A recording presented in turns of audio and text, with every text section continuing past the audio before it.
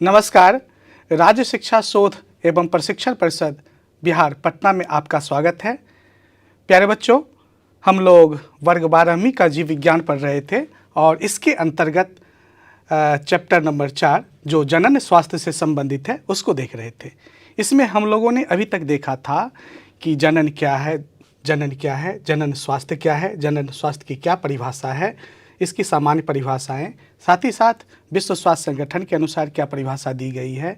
इसके बाद हम लोगों ने देखा था कि जनन स्वास्थ्य की जानकारी हर व्यक्ति को होना चाहिए, यह आवश्यक क्यों है और इसके लिए सरकार के द्वारा कौन कौन से कदम उठाए जा रहे हैं।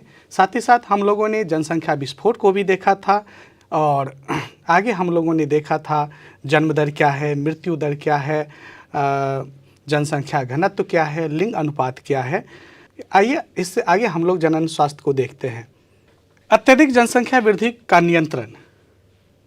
जनसंख्या में अत्यधिक वृद्धि होते रहने से कोई भी राष्ट्र प्रगति नहीं कर सकता है। जनसंख्या वृद्धि का सीधा प्रभाव प्राकृतिक संसाधनों पर पड़ता है। इसके नियंत्रण के दो उपाय हैं, योजनाबद्ध नियंत्रण यानी प्लान्ड कंट्रोल और आकस्मिक नियंत्रण यानी कैटास्ट्रॉफिक कंट्रोल। यानी कहने का मतलब है कि अगर मान लिया जाए कि हमारे पास संसाधन सीमित है, जैसे प्राकृतिक संसाधन ही ले लें तो हमारे पास जो एग्रीकल्चर लैंड है, जो कृषि योग्य भूमि है या जो जीवाश्म ईंधन है वो सब तो फिक्स हैं, लेकिन अगर आबादी तेज़ी से बढ़ती गई तो हमारे पास उसके बसने के लिए भी जगह की कमी होती जाएगी और जिसके कारण क्या होता है कि वनों की कटाई होती है या फिर कृषि योग्य भूमि जो होते हैं वहाँ पर सड़कों का निर्माण होता है, कल कारखानों का निर्माण होता है, तो इसका सीधा प्रभाव प्राकृतिक संसाधनों पर पड़ता है। साथ ही साथ जब जनसंख्या तेज़ी से बढ़ती है तो उसके आपूर्ति के लिए, उसकी सुख सुविधाओं के लिए भी बहुत सारे काम किए जाते हैं, वाहनों का प्रयोग किया जाता है, जिसके कारण भी प्रदूषण की समस्या आती है, वायु प्रदूषण, जल प्रदूषण, इस तरह से कई पर्यावरणीय समस्याएं भी आती है।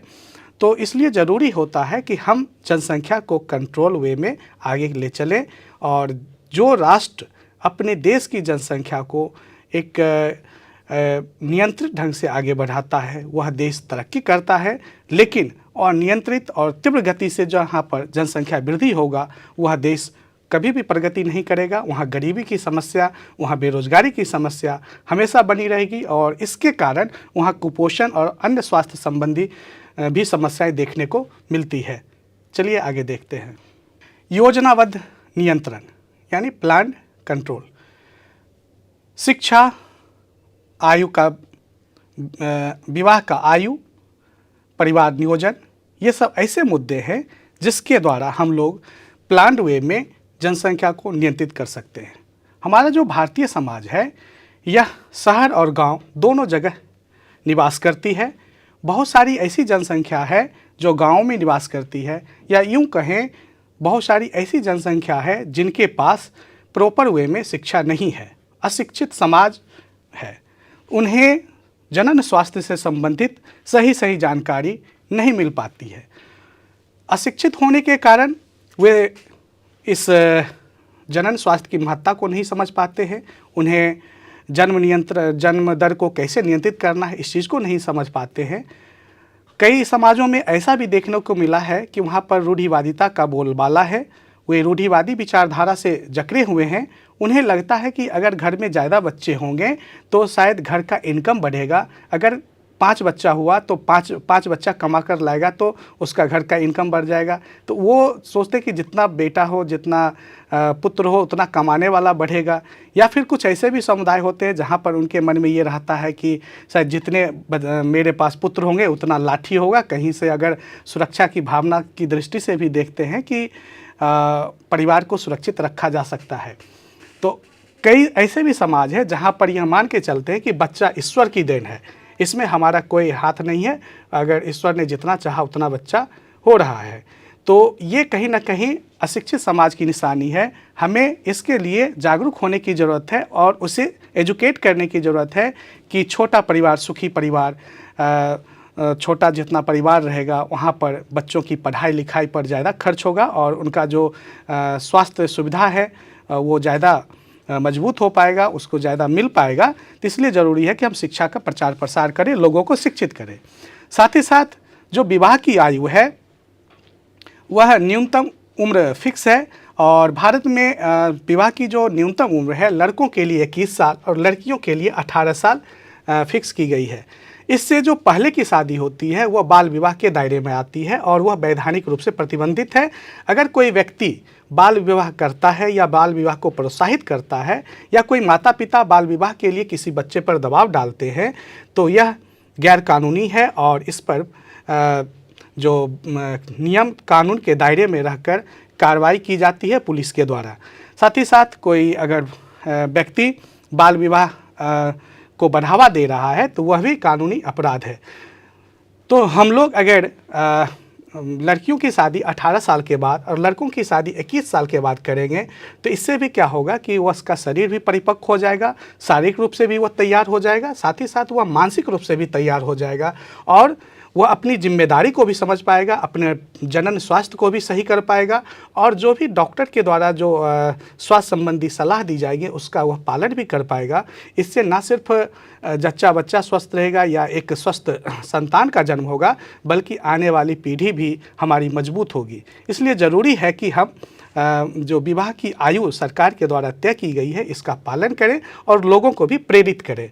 अगर इससे पहले कोई शादी करता है तो इसकी खबर हम लोग जो नज़दीकी थाना है वहाँ पर दें और जो समाज के प्रबुद्ध लोग हैं, बुद्धिजीवी लोग हैं, पढ़े लिखे लोग हैं, उनके द्वारा उस लोगों को समझाएं कि आप जो है बाल विवाह ना करें।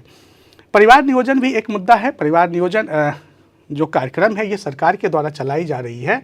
इसके द्वारा छोटे परिवार को रखने के लिए सरकार प्रोत्साहित करती है और नारा भी दिया गया है कि हम दो हमारे दो, यानी 2 बच्चे ही अच्छे।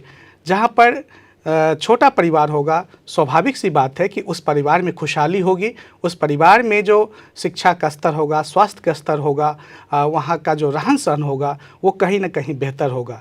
लेकिन जिस परिवार में बच्चों की संख्या ज़्यादा होगी वहाँ उस परिवार की इनकम कम होगी तो सबों का जो परवरिश होगा वो प्रभावित होगा और बच्चों का स्वास्थ्य भी सही रूप से नहीं रह पाएगा। चलिए आगे देखते हैं। आकस्मिक नियंत्रण। एक प्रसिद्ध अर्थशास्त्री थे माल्थस। उनका कहना है कि प्रकृति नियंत्रण या पॉजिटिव चेक सिद्धांत है, जब जनसंख्या खाद्य उत्पादन से अधिक हो जाती है तो प्रकृति मृत्यु दर बढ़ाकर संतुलन करती है। जैसे प्राकृतिक आपदाएं, बाढ़, भूकंप, महामारी आदि, मानव निर्मित संकट, युद्ध, कुपोषण, गरीबी आदि। ये माल्थस एक अर्थशास्त्री थे जो कहते थे कि प्रकृति जो है कितना भार वहन कर सकती है वो उसको पता है। तो इसलिए ज़रूरी है कि मानव इस जनसंख्या को नियंत्रित करे। अगर मानव जनसंख्या को नियंत्रित नहीं करेगा तो प्रकृति खुद इसको नियंत्रित कर देगी। और उनके इस सिद्धांत को पॉजिटिव चेक सिद्धांत या प्रकृति नियंत्रण सिद्धांत भी कहा जाता है। ये काफ़ी फेमस सिद्धांत है, आप लोग इसे अर्थशास्त्र में भी पढ़ेंगे, जो माल्थस का सिद्धांत। और वो उदाहरणों के द्वारा समझाते हैं कि जैसे मान लिया जाए कि किसी क्षेत्र की जनसंख्या बहुत ज़्यादा है, वहाँ पर मानव अपनी जनसंख्या को नियंत्रित नहीं कर पा रहा है तो वहाँ पर प्रकृति क्या करती है कि एकाएक बाढ़ ला देती है और उस बाढ़ में मालूम चलता है हज़ारों लाखों लोग एकाएक बह गए, वो उनकी मृत्यु हो गई, अकाल मृत्यु हो गई। या फिर किसी क्षेत्र में ऐसा भयानक भूकंप आया कि जिसके कारण प्रलयकारी भूकंप में बहुत सारे लोगों की मृत्यु हो गई। अभी हाल ही के दिनों में हम लोग देखे थे कि कोरोना की बीमारी आई थी और इस कोरोना में भी बहुत सारे लोगों की जान गई। तो ये मानकर चलते थे माल्थस कि अगर व्यक्ति खुद जनसंख्या को नियंत्रित नहीं करेगा तो प्रकृति इसको नियंत्रित करेगी, वो तरह तरह की प्राकृतिक आपदाएं लाकर। फिर कई तरह के मानव निर्मित भी संकट होते हैं, जैसे युद्ध की समस्या। अभी हम लोग देखते हैं कि दुनिया के विभिन्न देशों के बीच में किस तरह से युद्ध की स्थिति बनी हुई है। 2 देश आपस में आपसी हित को लेकर किस तरह से टकराते हैं और वहाँ पर जो लोग हैं, दोनों देशों के लोग, वो मारे जा रहे हैं। तो इससे भी जनसंख्या नियंत्रित हो रही है। साथ ही साथ कुपोषण की समस्या, अगर लोगों को सही स्वास्थ्य सुविधा नहीं मिल पाएगी तो कुपोषण की समस्या, गरीबी की समस्या से भी बहुत सारे लोग अकाल मृत्यु के शिकार हो जाएंगे और इस तरह से जनसंख्या नियंत्रित होगी। ये माल्थस का मानना था। चलिए आगे देखते हैं। जन्म नियंत्रण के उपाय, बर्थ कंट्रोल मेथड्स।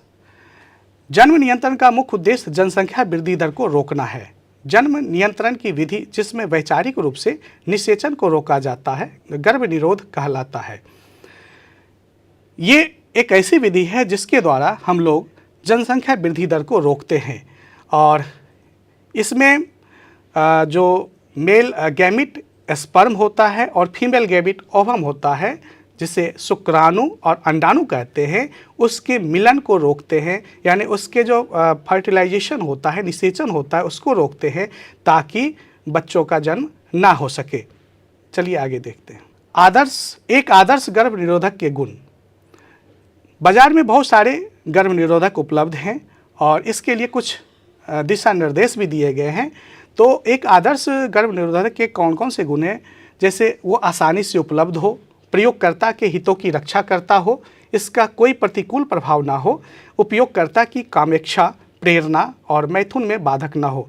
यानी अच्छा गर्भ निरोधक वही कहलाएगा जो हर जगह उपलब्ध हो, चाहे वो शहर हो या सुदूर देहात हो, वहाँ भी हर लोगों तक इसकी पहुँच हो, आसानी से उपलब्ध हो। साथ ही साथ जो उपयोगकर्ता हैं, जो इसका यूजर हैं, उन पर कोई साइड इफ़ेक्ट नहीं हो, इसके उपयोग से उनको किसी तरह की कोई परेशानी नहीं हो, उनके हितों की भी ये रक्षा करने वाला हो और उनकी जो कामेक्षा है, उनमें जो सेक्सुअल डिजायर है, उसको भी यह पूरा करे। साथ ही साथ जो शारीरिक संबंध है उसमें किसी भी प्रकार का यह बाधा उत्पन्न ना करे, तब इसे एक अच्छा गर्भ निरोधक कहा जा सकता है।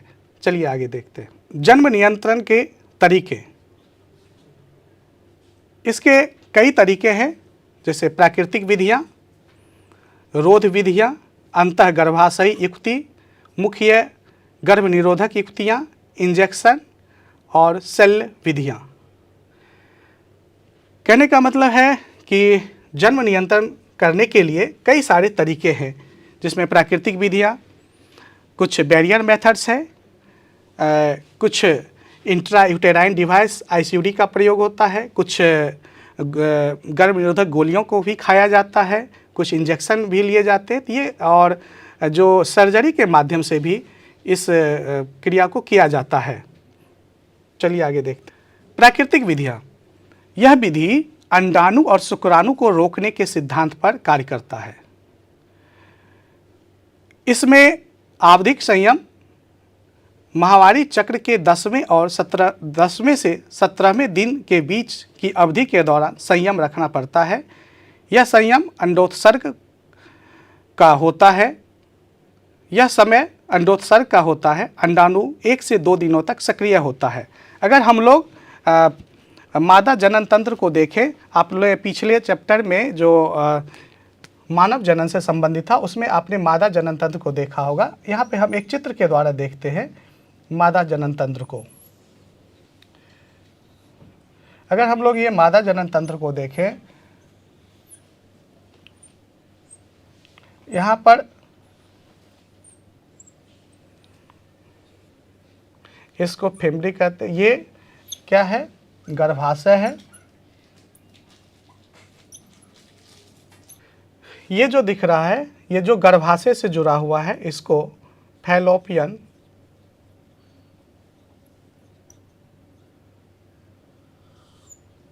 नलिका कहते हैं और ये जो है ये अंडाशय है। इस अंडाशय से जुड़ा होता है। अब होता क्या है कि अंडाशय में हम लोग जानते हैं कि एक स्त्री शरीर में 2 अंडाशय होता है, एक बायां साइड और दूसरा दायां साइड, एक लेफ्ट साइड और दूसरा राइट साइड। तो ये जो मेंस्ट्रुअल चक्र चलता है, जो माहवारी का जो चक्र चलता है पीरियड, यह 28 से 30 दिनों का होता है। तो इसमें 10 से 17वां दिन में इस अंडाशय से अंडाणु निकलकर, यहाँ से अंडाणु अंडाशय में मैच्योर होता है और परिपक्व अंडाणु फटकर यहाँ पे फैलोपियन ट्यूब में आता है और इस फैलोपियन ट्यूब में ही स्पर्म के साथ मिलन होता है। तो इस स्पर्म और ओवम के जो शुक्राणु है और ये अंडाणु है, इसी शुक्राणु और अंडाणु को रोकने का काम किया जाता है। ये जो अंडाणु है यह 1 से 2 दिनों तक सक्रिय रहता है, जबकि शुक्राणु लगभग 48 से 72 घंटों तक इसमें जीवित रहता है। इसलिए इस विधि के द्वारा इस अवधि में शारीरिक संबंध बनाने से परहेज करने के लिए यानी संयम बरतने के लिए कहा जाता है। चलिए आगे देखते हैं। दूसरा तरीका है वायरस्खलन, जिसे विथड्रॉल कहते हैं। यह एक ऐसी अवस्था है जिसमें जो पुरुष साथी होता है वह सहवास के समय, शारीरिक संबंध बनाने के समय वो वीर रसस्खलन से पहले ही अपने पेनिस को मादा शरीर से बाहर निकालकर बाहर में ही स्पर्म को इजेकुलेट करता है, बाहर में स्पर्म को स्खलित करता है। तो यह एक प्राकृतिक विधि है और इसका कोई नुकसान नहीं है, लेकिन इसके लिए हमें ज़्यादा कॉन्शियस रहने की ज़रूरत है, ज़्यादा सचेत रहने की ज़रूरत होती है। एक और तरीका है जिसे स्तनपान अनावर्त कहते हैं। इसमें प्रसव के बाद स्त्री द्वारा शिशु को भरपूर स्तनपान कराने के दौरान अंडोत्सर्ग और आवर्त चक्र शुरू नहीं हो पाता है और यह अवधि 4 से 6 महीनों की होती है। स्तनपान अनावर्त जो विधि है, इस विधि में ऐसा डॉक्टर के द्वारा सलाह दिया जाता है कि आप अपने बच्चों को स्तनपान जरूर कराएं और भरपूर करवाएं। जब आप अपने बच्चों को स्तनपान करा रहे होते हैं तो उस समय आप बाहर से कोई भी बाहरी दूध, डिब्बे का दूध नहीं दें, जिसके कारण बच्चा पूरी भूख मिटाने के लिए माँ का दूध वो पिएगा और जब वो स्तनपान ठीक से कर पाएगा तो बच्चा भी स्वस्थ रहेगा और जो माता का शरीर है वो भी सही रहेगा। साथ ही साथ ऐसा करने से उसका जो पीरियड है, जो मेंस्ट्रुअल साइकिल है, वह लेट से शुरू होगा। और इस विधि में हम लोग देखते हैं कि अगर पीरियड लेट से शुरू होगा तो फिर तुरंत गर्भधारण करने की जो संभावनाएं हैं उसको टाला जा सकता है। यह एक प्राकृतिक विधि है और यह लगभग 4 से 6 महीने तक के लिए कारगर सिद्ध हो सकती है। इसका कोई भी शरीर पर साइड इफ़ेक्ट नहीं है, कोई भी दुष्प्रभाव नहीं है, लेकिन कभी कभी ऐसा देखने को मिलता है कि इसमें भी चांस फैक्टर काम करता है और कई बार ऐसा देखने को मिलता है कि भरपूर दूध पिलाने के बावजूद भी पीरियड आ जाता है और वो गर्भधारण करने की संभावना बनी रह सकती है। चलिए आगे देखते हैं। रोध विधियाँ, बैरियर मेथड। इस विधि में रोधक अंडाणु और शुक्राणु को भौतिक रूप से मिलने से रोकता है। यह रबर या लेटेक्स से बने होते हैं। पुरुष के लिए कंडोम का मशहूर ब्रांड निरोध काफ़ी लोकप्रिय है। यहाँ पर हम लोग चित्र के द्वारा भी देख सकते हैं। यह एक फिजिकल मेथड है। यह इस विधि में पुरुष जो है बाज़ार में जो निरोध उपलब्ध होता है उसको पहनता है और यह जो निरोध है यह लेटेक्स या रबर का बना होता है। यह भौतिक रूप से अंडाणु और शुक्राणु को मिलने से रोकता है। तो मेन कंसेप्ट है कि अंडाणु और शुक्राणु को मिलने से रोकना ताकि संतान का जन्म नहीं हो। हम लोग ऐसे जानते भी हैं कि अगर ये लड़का है और यह लड़की है तो दोनों में 2 गैमेट होते हैं। ये लड़की है तो ये फीमेल है,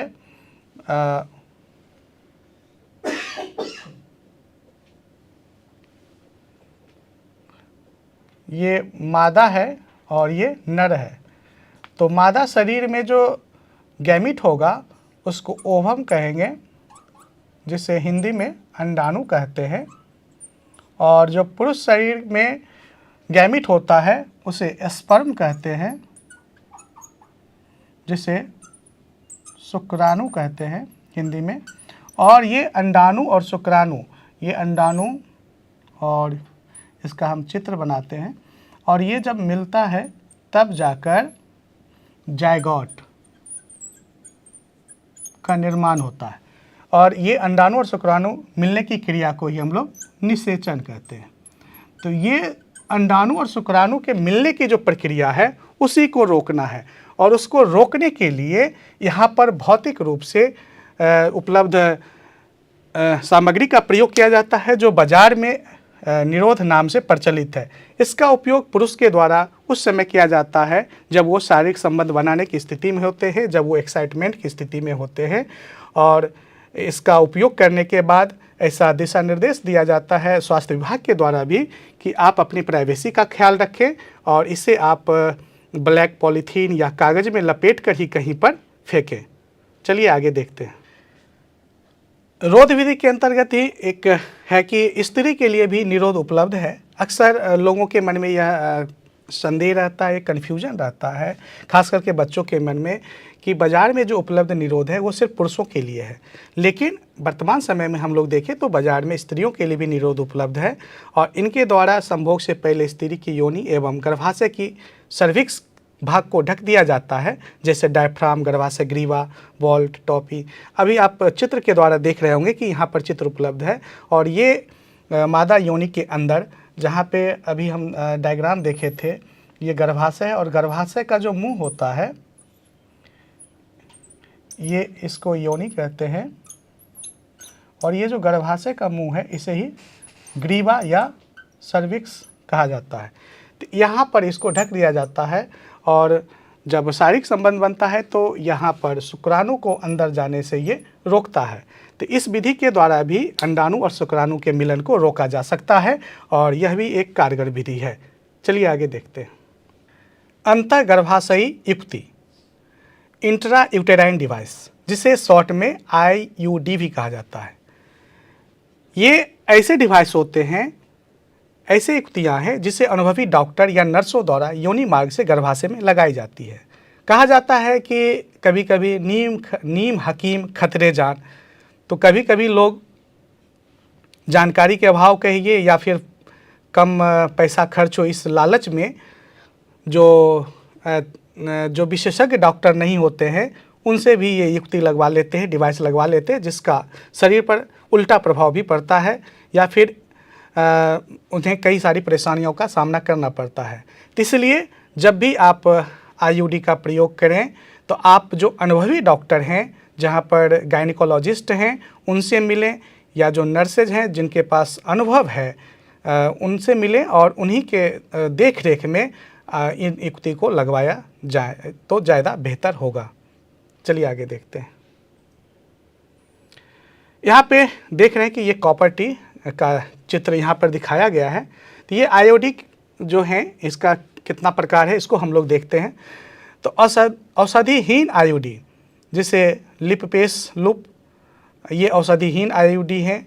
उसी ढंग से दूसरा एक प्रकार है तांबा मोचक IUD, जो कॉपर रिलीजिंग IUD है। इसके उदाहरण हैं copper T, copper 7, multiload 375। Hormone मोचक IUD, जो कि हार्मोन रिलीज करते हैं, जैसे प्रोजेस्टास्टर्स, LNG-20। तो ये जो IUD हैं ये सब डॉक्टर की देखरेख में ही, जो विशेषज्ञ डॉक्टर हैं, जो एक्सपर्ट गायनिकोलॉजिस्ट हैं, उनके द्वारा लगवाया जाए तो ज़्यादा बेहतर होगा।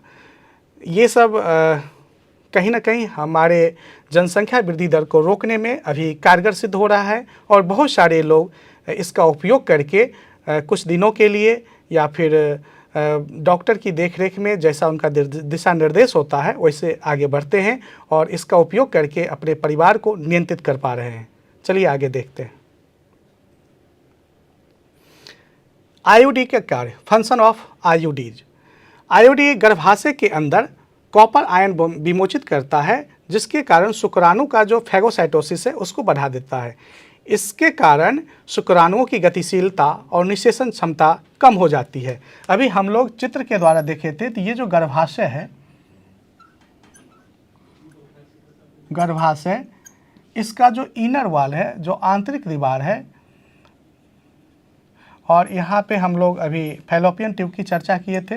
तो जो अंडाणु और शुक्राणु का मिलन होता है यहाँ फैलोपियन ट्यूब में होता है। जब अंडाणु और शुक्राणु मिलने के बाद इम्प्लांटेशन के लिए यहाँ पे गर्भाशय के भीतरी दीवार से जाकर चिपकने की कोशिश करता है। तो ये कॉपर टी क्या करता है कि शुक्राणु की फैगोसाइटोसिस को बढ़ा देता है, साथ ही साथ इसकी जो गतिशीलता है, यानी शुक्राणु जो आ रहा है उसकी गतिशीलता को पहले कम करेगा और इसकी जो निषेचन क्षमता है उसको भी ये कम करता है। आईयूडी के कार्य।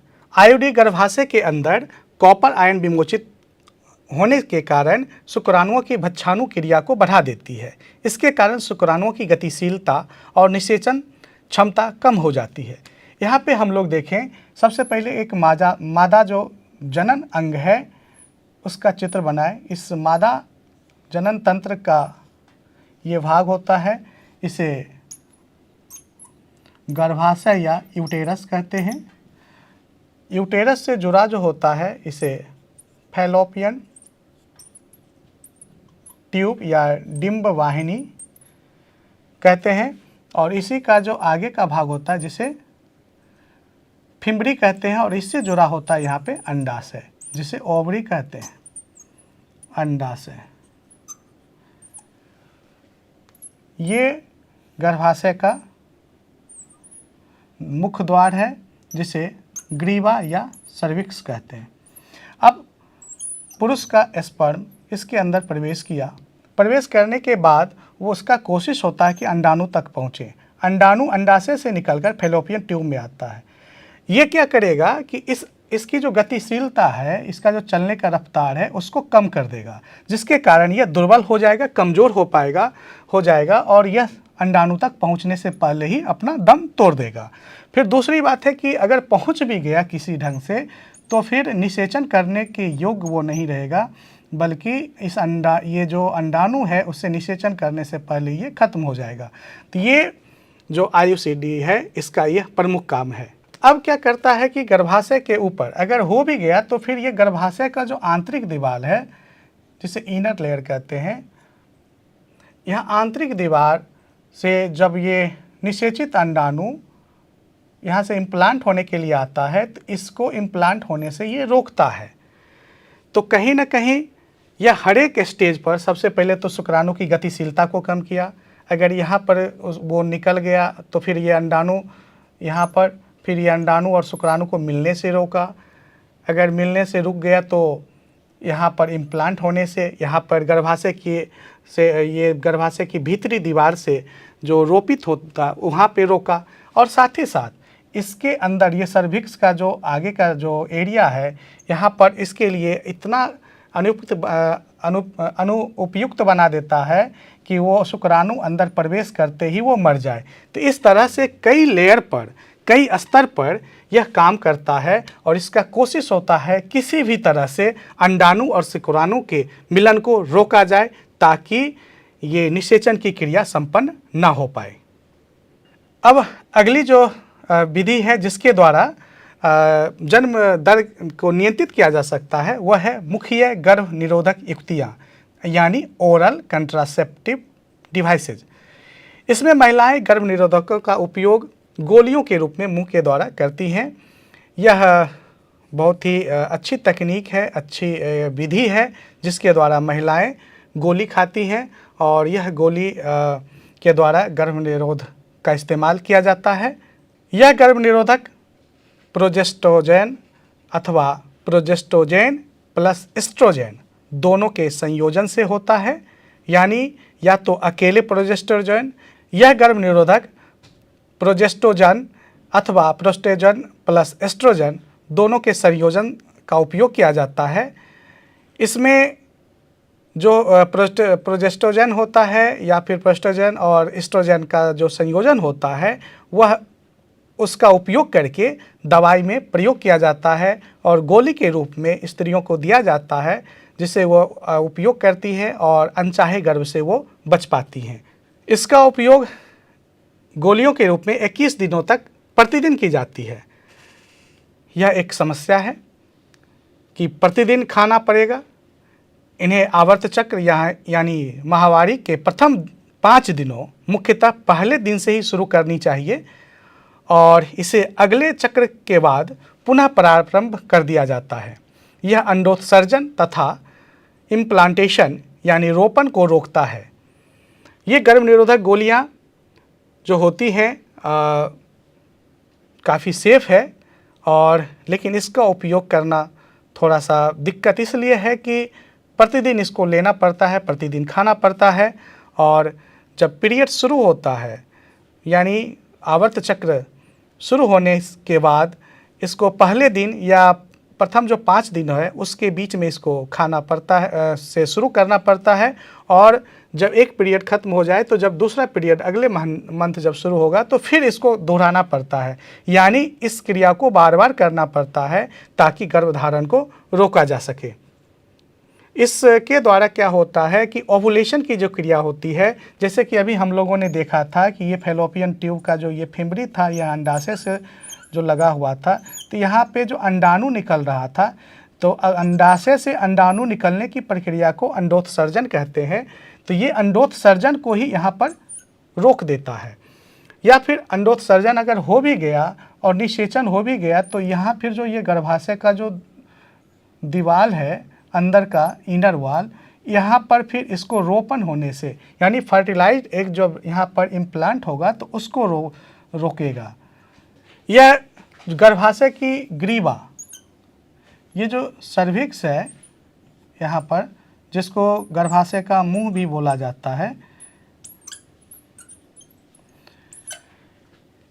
यहाँ पर जो म्यूकस है, श्लेष्मा है, उसकी गुणवत्ता को बदल देता है, जिससे शुक्राणु की प्रवेश पर रोक लग जाती है अथवा गति मंद पड़ जाती है। अब जैसे यहाँ पर है, यहाँ पर म्यूकस होता है जो चिपचिपा गाढ़ा लसलसा पदार्थ होता है, जिस पर स्पर्म फिसलता है और तेज़ी से वो आगे की ओर मूव करता है। तो इसकी जो गुणवत्ता है, क्वालिटी है, उसको ये बदल देता है, जिसके कारण स्पर्म की गतिशीलता प्रभावित होती है और स्पर्म तेज़ी से अंदर की ओर नहीं जा पाता है। और हम लोग जानते हैं कि स्पर्म का भी एक लाइफ टाइम पीरियड होता है, जो कि 48 से 72 घंटा के अंदर तक ही वो जीवित रह पाता है। तो इसलिए यहाँ पर इसकी गतिशीलता को रोककर कहीं ना कहीं इसे नुकसान पहुँचाया जाता है, या यूँ कहें तो अंडाणु को शुक्राणु से मिलन होने की प्रक्रिया को रोका जाता है, या फिर इसकी शुक्राणु की गति भी धीमी करके उसको अंडाणु से मिलने की प्रक्रिया को रोका जाता है, ताकि निषेचन की क्रिया संभव नहीं हो पाए। गर्भ निरोधक गोली सहेली, जो कि नॉन स्टेरॉयड है, ये सबसे पहले बना था और इसका निर्माण सबसे पहले लखनऊ स्थित केंद्रीय औषध अनुसंधान संस्थान CDRI ने किया था। इसका दुष्प्रभाव शरीर पर बहुत कम है, यह उच्च निरोधक क्षमता वाली है। बाज़ार में अन्य भी गर्भ निरोधक उपलब्ध हैं जो गोलियों के रूप में हैं, जैसे मालाडी, पर्ल, इसे भी प्रतिदिन ली जाती है। तो भारतीय अगर अनुसंधान केंद्रों को देखें तो वहाँ पर वर्तमान समय भी कई प्रकार के जो तकनीक है उस पर काम हो रहा है, नित्य नए आविष्कार हो रहे हैं और प्रजनन स्वास्थ्य को बेहतर करने के लिए कई तरह की जो संभावनाएं हैं उस दिशा में हमारे देश के वैज्ञानिक काम कर रहे हैं। तो पहले जो सहेली आया था उससे अब कई गुना बेहतर हमारे पास अभी अन्य वैकल्पिक चिकित्सा सुविधा उपलब्ध है। तो इस प्रजनन स्वास्थ्य से संबंधित हर एक पहलुओं को ध्यान में रखते हुए हमारे देश के वैज्ञानिक, हमारे देश के विशेषज्ञ डॉक्टर इस दिशा में निरंतर कार्य करते जा रहे हैं और इसका लाभ कहीं ना कहीं हमें मिल रहा है और हम अनचाहे गर्भों से, अनचाहे संतानों को जन्म देने से बच पा रहे हैं। इससे भी जनसंख्या दर को नियंत्रित करने में काफ़ी मदद मिल पा रही है। अगली विधि है इंजेक्शन या प्रत्यारोपण विधि। यानी इस विधि में प्रोजेस्टेरोन या और एस्ट्रोजन के संयोजन में इसकी सुई दी जाती है।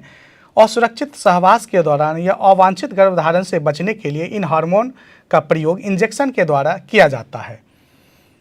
यह विधि भी महिलाओं के लिए काफ़ी कारगर है और यह भी जो गर्भ निरोधक गोलियां थी उसी के समान है, लेकिन इसमें क्या होता है कि गर्भ निरोधक गोलियां में जो गोली होती थी, पिल्स होते थे, उसको मुंह के द्वारा ग्रहण किया जाता था, लेकिन इसमें डॉक्टर इंजेक्शन के द्वारा शरीर में वही हार्मोन डालते हैं जो प्रोजेस्टेरोन या फिर प्रोजेस्टेरोन और एस्ट्रोजन के संयोजन से बनी हुई जो सुई होती है उसको शरीर के अंदर दिया जाता है।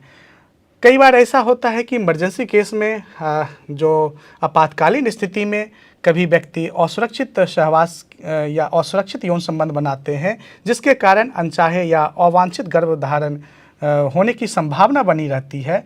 तो इसलिए ज़रूरी है कि इस इंजेक्शन का प्रयोग किया जाए। और वर्तमान समय में हम लोग देखें तो बहुत सारी महिलाएं डॉक्टर की देखरेख में, अनुभवी डॉक्टरों की देखरेख में इन इंजेक्शन का प्रयोग धड़ल्ले से कर रही हैं और बेहतर स्वास्थ्य सुविधा, बेहतर प्रजनन स्वास्थ्य सुविधा ले पा रही हैं।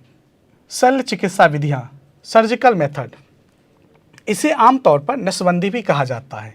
इन विधियों में नर और मादा युग्मकों को गमन करने पर रोक दिया जाता है। यह सर्वाधिक प्रभावशाली तकनीक है।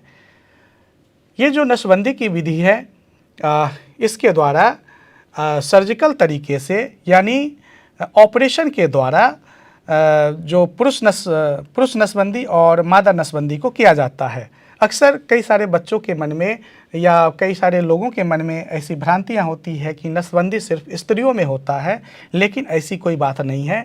नसबंदी पुरुष और स्त्रियों दोनों में होता है। पुरुष के नसबंदी को वैसेक्टोमी कहते हैं, जबकि मादा नसबंदी को टीवेक्टोमी कहते हैं। और यह दोनों नसबंदी हर एक स्वास्थ्य केंद्र पर एक्सपर्ट डॉक्टर के द्वारा किया जाता है, चाहे वो प्राथमिक स्वास्थ्य केंद्र हो, जिला का सदर अस्पताल हो, फिर या चिकित्सा महाविद्यालय हो, या फिर कोई प्राइवेट डॉक्टर भी हैं तो वहाँ भी ये सुविधा गायनिकोलॉजिस्ट की देखरेख में उपलब्ध रहती है। और यह एक सुरक्षित विधि है, इसके द्वारा भी लोग अनचाहे गर्भ को रोक सकते हैं। चलिए आगे देखते हैं। पुरुष नसबंदी, इसमें अभी पुरुष नसबंदी में क्या होता है कि अब हम लोग एक चित्र के द्वारा समझते हैं कि यहाँ पे अगर हम लोग देखें तो ये नर जनन तंत्र का चित्र है, और इस नर जनन तंत्र में हम लोग यहाँ पे एक ड्रॉ करते हैं। यहाँ पे क्या है, यहाँ पर टेस्टिस है, जिसे विरसन भी कहा जाता है, हिंदी में विरसन कहते हैं। यह एक जोड़ा प्रत्येक पुरुष में उपलब्ध होता है और यहीं पर शुक्राणु का निर्माण होता है। शुक्राणु का निर्माण होता है, यानी स्पर्म का निर्माण इसी टेस्टिस के अंदर होता है। और यह सिसन है, जिसे पेनिस कहते हैं। अब इस शुक्राणु से पेनिस में जो स्पर्म जाएगा वह एक नली के द्वारा जाता है, जिसे वास डिफरेंस कहते हैं या शुक्र नलिका, वास डिफरेंस। डॉक्टर क्या, दोनों साइड होता है।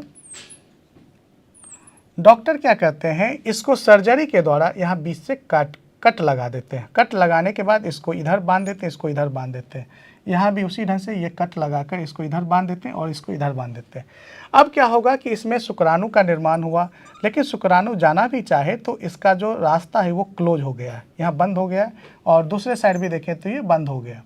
अब ये शुक्राणु अब बाहर पेनिस के द्वारा ये बाहर नहीं निकल सकता है, तो इसको शुक्रवाहक उच्छेदन या वेसेक्टोमी के रूप में भी हम लोग जानते हैं। और इस शुक्र जो नलिका है या शुक्रवाहक नलिका को काटकर बांध दिया जाता है। यह बहुत ही सेफ तरीका है और यह सक्सेसफुल भी है। तो यह पुरुष नसबंदी को दर्शाता है। पुरुष इसके द्वारा भी अपने जनसंख्या को नियंत्रित कर सकते हैं, और बहुत सारे पुरुषों में भी यह प्रचलन है कि वो नसबंदी इस तरह से कराते हैं, और इसकी जो प्रति जो लोगों में जागरूकता है वो आए दिन इसमें काफ़ी बढ़ा भी है। स्त्री नसबंदी, यह नसबंदी आम लोगों में ज़्यादा प्रचलित है, और हम लोग देखते हैं कि जो अशिक्षित लोग भी हैं गांव घर में, उनको भी मालूम है कि स्त्रियों में नसबंदी किया जाता है, लेकिन पुरुष नसबंदी के बारे में ज़्यादा लोग जागरूक नहीं होते हैं। लेकिन स्त्री नसबंदी सबको पता होता है। और स्त्री नसबंदी में क्या होता है कि जो फैलोपियन ट्यूब है उसको काट कर बांध दिया जाता है। फैलोपियन ट्यूब को डिंबवाहिनी भी कहते हैं। तो यहाँ पर हम लोग अभी तुरंत बनाए थे, तो ये जो गर्भाशय से जुड़ा हुआ जो था दोनों साइड, तो ये जो फैलोपियन ट्यूब है इसी को काट दिया जाता है, बीच से काट कर इसको बांध दिया जाता है। इधर से भी काट कर इसको यहाँ पे बांध दिया, इसको यहाँ पर बांध दिया। तो अब क्या होगा कि ये अंडाशय से जुड़ा हुआ भाग है, यहाँ पे अंडाणु आएगा भी तो फिर बाहर नहीं जा पाएगा, और इस तरह से शुक्राणु के से मिलने से वो बच जाएगा। तो यह विधि काफ़ी प्रचलित है, और इसे ट्यूबेक्टोमी के नाम से जानते हैं। तो हमें ज़रूरत है कि जो लोग अभी भी जागरूक नहीं हैं या जो लोग डरते हैं उन्हें बताएं कि यह एक सेफ तरीका है, सुरक्षित तरीका है। पुरुष नसबंदी हो या स्त्री नसबंदी हो, इसे अपनाने के लिए लोगों को ज़्यादा जागरूक करने की ज़रूरत है, ज़्यादा प्रोत्साहित करने की ज़रूरत है। और सरकार के स्तर पर भी इसके लिए कुछ धनराशि भी दी जाती है, प्रोत्साहन की राशि भी दी जाती है। और ख़ास करके जो एएनएम हैं, आंगनवाड़ी सेविका हैं, आशा बहू हैं, उनके द्वारा भी जागरूकता अभियान चलाया जाता है कि आप जो है निकटवर्ती स्वास्थ्य केंद्र पर जाकर मुफ्त में आप नसबंदी करवाएं और आप अपने परिवार को छोटा, सुरक्षित और समृद्ध रख सकते हैं। क्योंकि अनियंत्रित जन्मदर होने से फिर सबों को घाटा है, आपके परिवार को भी घाटा है, समाज को भी और राष्ट्र को भी। निसंदेह इन विधियों के व्यापक उपयोग से जनसंख्या की अनियंत्रित वृद्धि को रोकने में सफलता मिली है। इसके बावजूद इन उपायों के कुछ संभावित दुष्परिणाम भी हो सकते हैं। इससे हम लोग इनकार नहीं कर सकते हैं कि इसका उपयोग करने से जनसंख्या जो अनियंत्रित ढंग से बढ़ रही थी उसमें काफ़ी हद तक सफलता मिली है, जिसको हम लोग जब पिछले दिन हम लोग पढ़ रहे थे जनगणना के बारे में, तो उसमें भी हम लोग आंकड़ों के द्वारा देखे थे, तो इसका प्रभाव काफ़ी पड़ा है। लेकिन इसका शरीर पर भी कहीं ना कहीं प्रभाव पड़ता है, इसका कुछ दुष्प्रभाव भी पड़ता है, उसको हम लोग इनकार भी नहीं कर सकते। इसलिए ज़रूरत है कि हम लोग जो योग्य चिकित्सक हो, जो विशेषज्ञ चिकित्सक हो, उन्हीं की सलाह में, उन्हीं की देखरेख में, उन्हीं के गाइडलाइन में आगे बढ़ें ताकि दुष्प्रभावों को भी कम किया जा सके। चलिए आगे देखते हैं। जैसे कई बार ऐसा देखा जाता है कि कुछ व्यक्तियों में बीच बीच में ही ब्लीडिंग होना शुरू हो जाता है, रक्तस्राव होना शुरू हो जाता है, और नियंत्रित आवर्त चक्र का होना, उल्टी होना, पेट में दर्द होना, स्तन कैंसर, तो इस तरह की भी समस्या देखने को मिलती है। जो उसका मेंस्ट्रुअल साइकिल है, पीरियड है, उसका जो गड़बड़ हो गया, आगे पीछे हो गया, या कई बार ऐसा देखने को मिलता है कि बहुत सारी स्त्रियों में बार बार उल्टी हो रही है, पेट में हमेशा दर्द की समस्या बनी रहती है। कई सारी स्त्रियों में इसका प्रभाव जो है ब्रेस्ट कैंसर की ओर भी जाता है। तो इसलिए ज़रूरत होता है कि हमेशा जनन स्वास्थ्य संबंधी जो भी समस्या है या जो सुझाव है, आप योग्य चिकित्सक, अनुभवी चिकित्सक से ही लें और उन्हीं की देखरेख में आप अपने जीवन को आगे की ओर बढ़ाएं। यद्यपि यह महत्वपूर्ण नहीं है, फिर भी इसकी पूरी तरह से उपेक्षा नहीं की जा सकती है। अभी हम लोगों ने जन्म दर को नियंत्रित करने के बहुत सारे विधियों को देखा। अगर हम लोग कहें तो निसंदेह यह जो प्रकृति का नियम है उसके खिलाफ है, उसके अगेंस्ट है, उसके नेचर के खिलाफ है। क्योंकि हम लोग प्राकृतिक विधि से जन्म दर को नियंत्रित नहीं कर पा रहे हैं, बल्कि उसके लिए कहीं ना कहीं गोली खा रहे हैं या फिर सर्जरी कर रहे हैं। तो इसलिए ज़रूरत है कि हम लोग प्राकृतिक विधियों को अपनाएं, लेकिन मजबूरी ही सही हम इसको अपना रहे हैं। और इसके अपनाने से जो जन्म दर है वह कंट्रोल भी हो रहा है, और इसका लाभ हर व्यक्ति को मिल रहा है, और इसका लाभ देश को भी मिल रहा है। तो ज़रूरत है कि हम लोगों तक प्रजनन स्वास्थ्य से संबंधित सही जानकारी पहुंचाएं, और जहां तक संभव हो आप हमेशा अनुभवी और योग्य डॉक्टर की सलाह लेकर ही अपने प्रजनन स्वास्थ्य के बारे में सोचें और आगे बढ़ें। तब तक के लिए धन्यवाद। फिर हम लोग आगे मिलते हैं अगले कुछ नए टॉपिक के साथ, जो इसका जो अगला टॉपिक है उसके साथ। तब तक के लिए धन्यवाद।